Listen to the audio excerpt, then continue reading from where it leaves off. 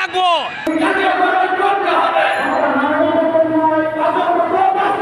আগামী দুর্গা পূজায় আমরা কোনো কার্যক্রমে আসবো না যতক্ষণ পর্যন্ত আমাদের দাবি দেওয়া না মানবে।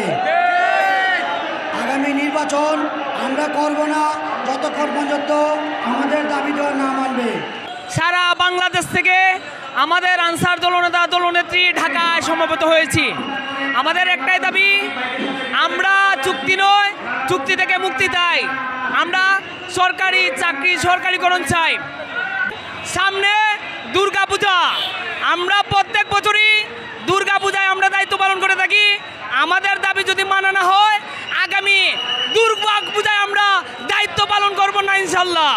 আমাদের দাবি যতক্ষণ পর্যন্ত মানা হবে, আমরা সেন্ট্রালি এবং জেলায় জেলায় কর্মসূচি ঘোষণা দেবো ইনশাল্লাহ। আগামী 22 তারিখে যদি আমাদের দাবি দেওয়া পূরণ না হয়, আমরা প্রত্যেক জেলায় একটা করে কমিটি গঠন করে প্রত্যেক জেলায় সমাবেশ করব এবং প্রত্যেক জেলায় একটা করে স্মারকলিপি প্রদান করব।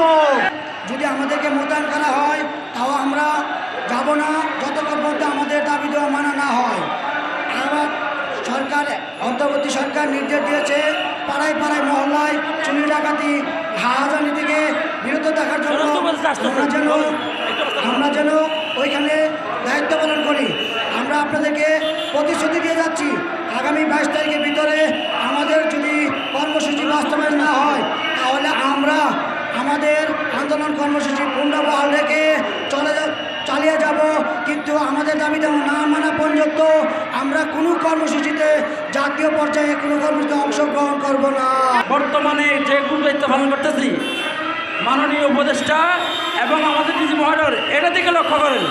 বাংলাদেশের প্রত্যেকটা থানায় সেনাবাহিনীর সাথে আমরা আছি, বিডিপি আছে, আনসার আছে, তবুও আমাদেরকে মূল্যায়ন করা হয় না কেন?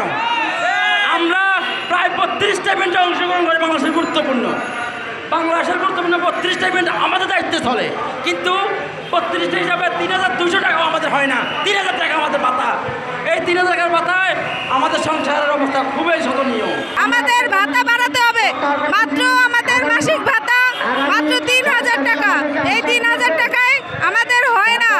সো তাই আমরা চাই যে আমাদের ভাতা বাড়ানো হোক এবং আমাদের চাকরি স্থায়ীকরণ করা হোক। আমাদের কোনো চুক্তিনামা চাই না, আমাদের চাই স্থায়ীকরণ। আমাদের এই দলনেতা দলনেত্রী সবার চাকরি স্থায়ীকরণ চাই। আমাদের একটাই কথা, আমাদের চাকরি স্থায়ীকরণ চাই। জাতীয় পর্যায়ে যত ধরনের কর্মসূচি আছে, প্রত্যেকটা কর্মসূচিতে আমাদের বিডিপির বাহিনীরা যথেষ্ট অবদান রেখেছে। আপনারা দেখেছেন, ভবিষ্যতে রাখতে চাই যদি আমাদের দাবি দেওয়া মেনে নেওয়া হয়। আগামী 22 তারিখ ডিডি মহোদয় আমাদেরকে আমাদের দাবি দেওয়া সম্পূর্ণ মেনে নেবে। আর যদি মেনে নেওয়া না হয়, থানায় থানায় জেলায় জেলায় আমরা সমন্বয় কমিটি করে এই আন্দোলন তীব্রতাকে আরো তীব্র করে তুলব ইনশাল্লাহ। আমরা কোনো নির্বাচন, কোনো পূজায় অংশগ্রহণ করব না।